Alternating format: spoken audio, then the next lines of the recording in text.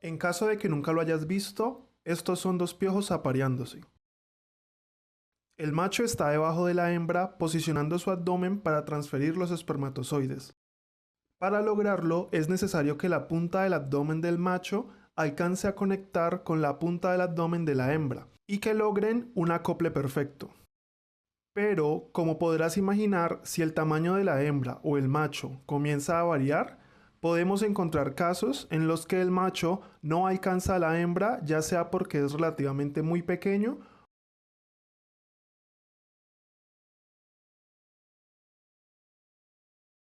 o porque sobrepasa a la hembra.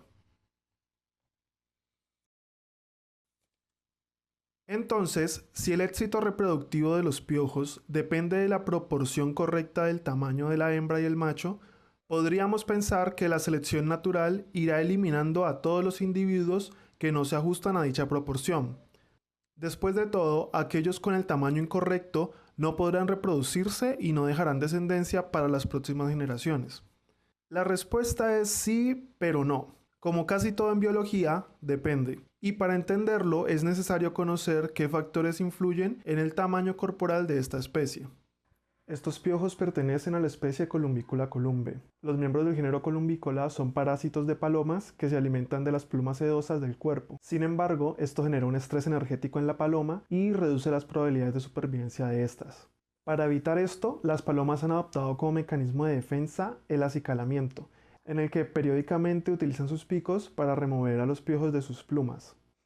Por otra parte, los piojos han desarrollado también una estrategia defensiva ante este acicalamiento, y es que los piojos pueden esconderse entre las barbas de la pluma cuando está ocurriendo el acicalamiento de las palomas. De este modo, el acicalamiento ha representado una presión selectiva para el tamaño de los piojos, debido a que los piojos se esconden entre las barbas y los piojos que sean muy grandes y no quepan entre estos van a ser más fácilmente alcanzados por las palomas, y del mismo modo aquellos piojos que sean muy pequeños y que aunque sí quepan entre las barbas de la pluma no van a poder desplazarse de forma efectiva y hará que sean más fácilmente alcanzados por el pico de la paloma. Entonces el tamaño corporal es vital para la supervivencia de estos piojos, pero además de esto también es vital para su éxito reproductivo.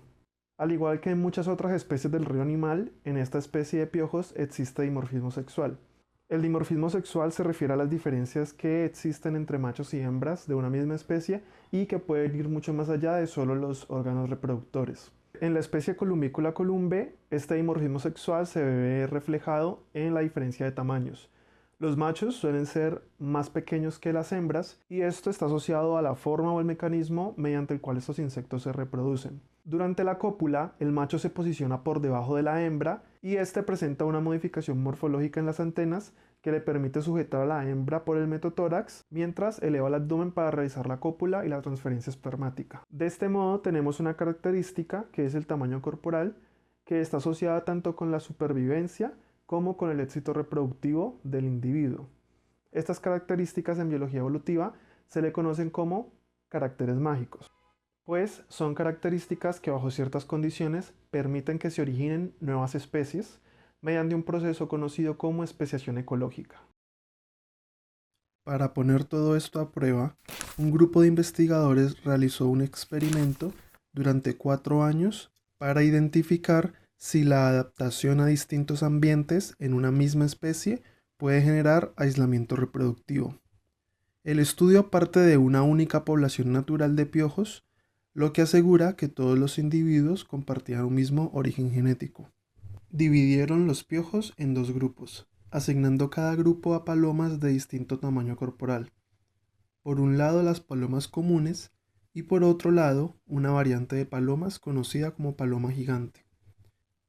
Este cambio expone a los piojos a ambientes muy diferentes, dado que cuando las palomas son más grandes, las plumas también lo son, y el espacio entre las barbas, que es donde los piojos se esconden durante el acicalamiento, es mucho más amplio, lo cual permite la supervivencia de individuos más grandes. Sin embargo, para los piojos más pequeños aparece un inconveniente, y es que la capacidad de locomoción de los piojos pequeños suele disminuir en palomas grandes, lo cual los hace una presa más fácil de las palomas. Esto junto con el hecho de que los piojos con mayor tamaño pueden dejar más descendencia, hace que la selección natural favorezca a los piojos más grandes en las palomas gigantes y a los piojos más pequeños en las palomas comunes. Estas poblaciones se mantuvieron durante 4 años, lo que representó aproximadamente 60 generaciones, suficiente para experimentar cambios adaptativos importantes en la longitud corporal de los piojos. Al final de los 4 años, emparejaron piojos de ambas poblaciones y evaluaron su capacidad de reproducirse. Lo que encontraron es que, tal como se había predicho, el tamaño de los piojos de la población de la paloma gigante había aumentado lo suficiente como para que los machos no sean capaces de mantener la cópula con las hembras de la población de las palomas comunes. Y, del mismo modo, el tamaño de las hembras de la población de la paloma gigante había aumentado lo suficiente como para que los machos de la población de palomas comunes no alcanzaran a realizar la cópula con ellas. En otras palabras, encontraron evidencia de la aparición de una barrera de aislamiento reproductivo asociada a un carácter mágico. Estos resultados son de alta importancia porque permitieron identificar un caso experimental y además en un periodo de tiempo relativamente muy corto, un escenario en el que evoluciona el aislamiento reproductivo, el cual es uno de los principales factores que permite la especiación o el origen de nuevas especies, y nos acerca un poco más a entender cómo se han originado y se están originando en este momento nuevas especies.